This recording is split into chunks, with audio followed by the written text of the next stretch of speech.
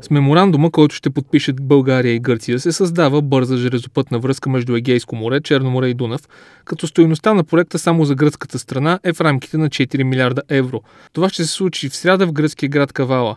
В самото начало този транспортен коридор започна с идеята да направим такава свързаност железопътна и пристанищна между Бургас и Александрополис. Впоследствие започна тази идея, се доразви и в този вариант, в който предстои да бъде подписан меморандума, вече този коридор включва значително по-голям по обем обекти, в случая гръцките пристанища Солун, Кавала и Александрополис, съответно с железопътна връзка през Свиленград.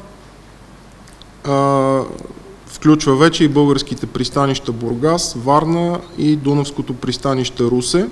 Проектът би могъл да привлече интереса на големите инвеститори, да бъде финансиран по плана Юнкер или да получи подкрепа от Европейската инвестиционна банка и другите големи банки, обясни Ивайло Московски.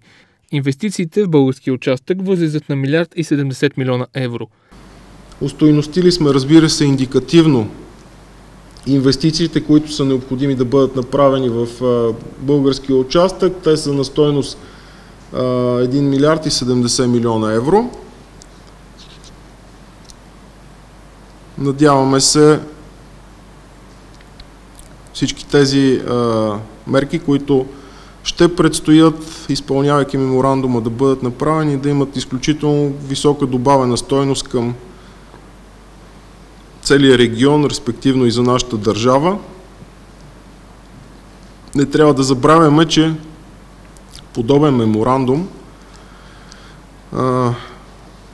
предстои да бъде подписан. Ние имаме техническа готовност за подобен тип коридор, който касае трасето от Иран, което излиза на двете пристанища в Грузия, Поти и Батуми, което респективно пък дава възможност и по тази линия, плюс трасека, транспортните коридори Европа, Кавказ, Азия, през пристанище Бургас или Варна, съответно, да намерят излаз и на Средиземно море.